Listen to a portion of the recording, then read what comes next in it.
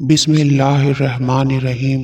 شروع اللہ کے نام سے جو بڑا مہربان اور نہایت رحم کرنے والا ہے۔ شام کے سائے تیزی سے پھیل رہے تھے کہ خالی مکان کے آگے ٹیکسی آ کر رکتی ہے۔ شکور صاحب نے ڈرائیور کی مدد سے سامان گھر کے آگے رکھا۔ ابھی تالا کھول ہی رہے تھے کہ اچانک ایک بزرگ لاٹھی کی مدد سے چلتے ہوئے قریب آئے۔ بزرگ نے شکور صاحب سے ہاتھ ملاتے ہوئے کہنے لگے، کیا آپ اس مکان میں رہنے آئے ہیں؟ بزرگ نے سوال کیا۔ جی جناب، میں نے اس مکان کو کرائے پر لیا ہے۔ بزرگ کہنے لگے، بیٹے میری بات کا برا نہیں ماننا، میں تمہارے بھلے کے لیے کہہ رہا ہوں۔ آپ نے مکان تلاش کرنے میں بہت جلد بازی کی ہے اور بہت غلط مکان کا انتخاب کیا ہے۔ یہ مکان رہنے جیسا نہیں ہے، یہ آصف زدہ مکان ہے۔ اس مکان میں جو بھی رہنے کو آتا ہے وہ بامشکل 2 دن ہی رہ پاتا ہے اور مکان چھوڑ کر بھاگ جاتا ہے۔ جی جناب، یہ بات تو مجھے پہلے سے مکان مالک نے بتا دی تھی۔ بزرگ کہنے لگے، پھر بھی تم نے یہ مکان کرائے پر لے لیا؟ جی میری مجبوری ہے، شکور صاحب نے کہا۔ ایسی کیا مجبوری ہے جو تم جان بوجھ کر اس مکان میں رہنے کو چلے آئے؟ جناب میرا اس شہر میں ٹرانسفر ہوا ہے، اکیلے آدمی کو کوئی مکان دیتا نہیں ہے اور میں اپنی فیملی کو یہاں لا نہیں سکتا۔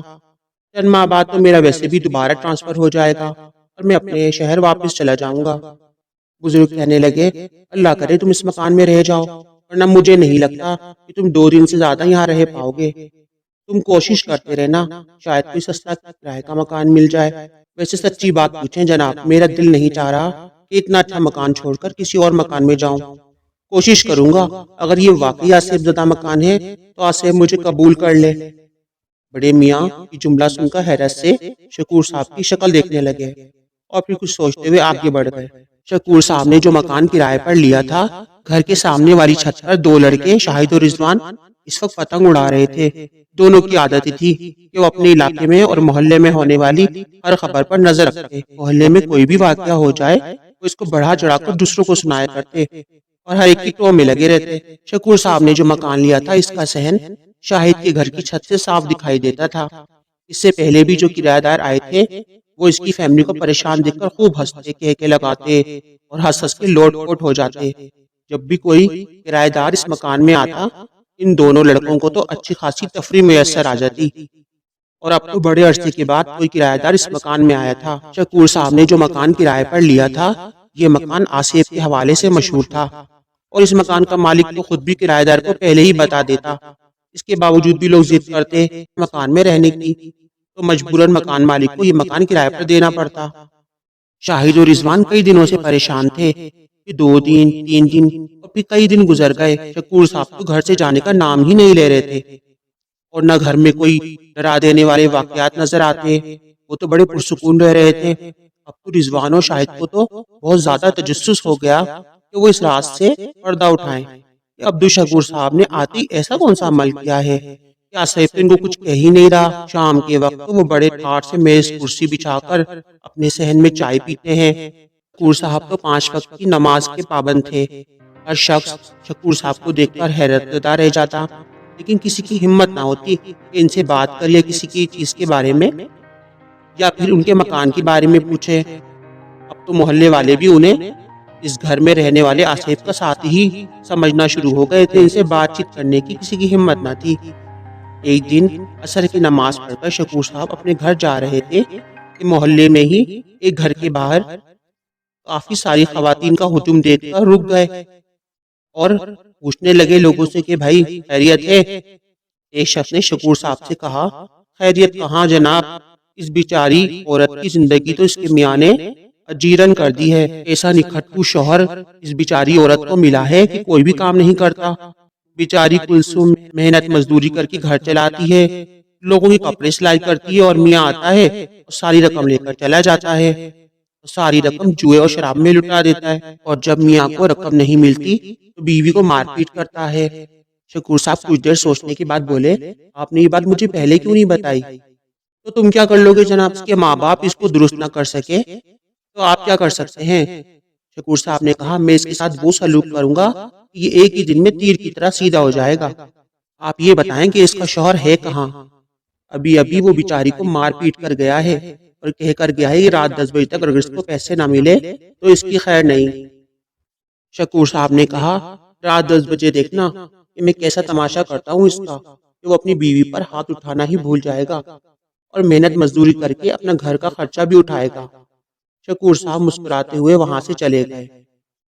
محلے میں موجود مرد و خواتین شکور کی بات کو لطیفہ سمجھ کر خوب مزے لے کر ان کا مذاق اڑانے لگے کہ یہ سیدھا کریں گے اب تو، ان کے ماں باپ ان کو نہ سدھار سکے تو یہ کیا کر لیں گے۔ رات کے 10 بجتے ہی گلی میں کلثوم کے میاں کی چیخیں ایک گھر میں پورے محلے میں بلند ہونے لگی۔ وہ بری طرح تڑپ رہا تھا، اس کے ہاتھ کمر سے ایسے لگ گئے تھے جیسے ایلفی لگا کر انہیں چپکا دیا گیا ہو۔ وہ ایسے تڑپ رہا تھا جیسے کوئی اس پر ہنٹر برسا رہا ہو۔ خواتین و مردوں کا وہاں ہجوم لگ گیا۔ جو خواتین شکور صاحب کی بات کو مذاق سمجھ رہے تھے وہ بھی حیرت زدہ ہو کر کلثوم کے شوہر کو دیکھنے لگے۔ ان کا شوہر چیخ چیخ کر کہہ رہا تھا، جی جناب، جو آپ کہیں گے میں وہی کروں گا، خدا کے لیے اس نظر نہ آنے والے سے کہو مجھے ہنٹر مارنا بند کر دے۔ وہ گڑ گڑا کر روتے ہوئے بولا۔ شکور صاحب بھی وہاں پہنچ گئے اور کلثوم کے شوہر سے کہنے لگے، اب تم اپنی بیوی پر ہاتھ اٹھاؤ گے؟ نہیں، میری توبہ، میرے باپ کی توبہ، میں کبھی بھی کلثوم پر ہاتھ نہیں اٹھاؤں گا۔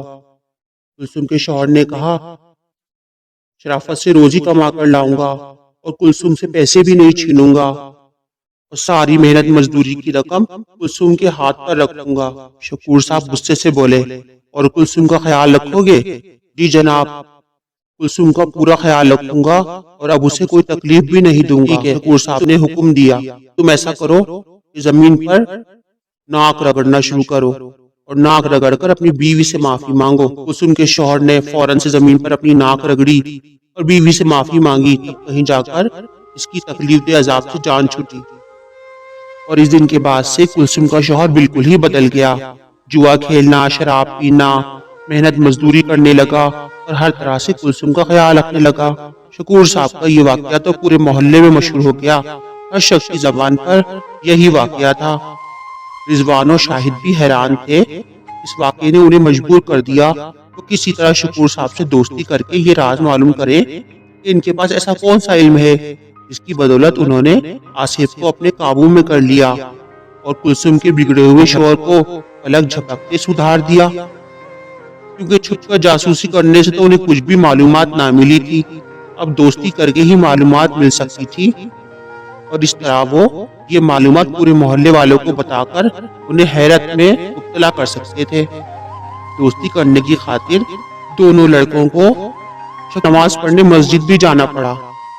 مولوی صاحب کی دعا ختم کرنے پر وہ سب سے پہلے مولوی صاحب سے ہاتھ ملاتے اور پھر فوراً ہی مولوی صاحب کی طرف سے ہاتھ ملانے کو بڑھنے والے شکور صاحب سے ہاتھ ملاتے۔ اب تو شکور صاحب بھی ان کی دوستی پر گرم جوشی کا مظاہرہ کرنے لگے تھے، اور اس طرح شکور صاحب کی اور ان دونوں لڑکوں کی دوستی ہو گئی اور ان دونوں کی ملاقاتیں بھی بڑھنے لگیں، اور اسی ملاقات کے بہانے دونوں لڑکوں نے شکور صاحب کے گھر آنا جانا بھی شروع کر دیا۔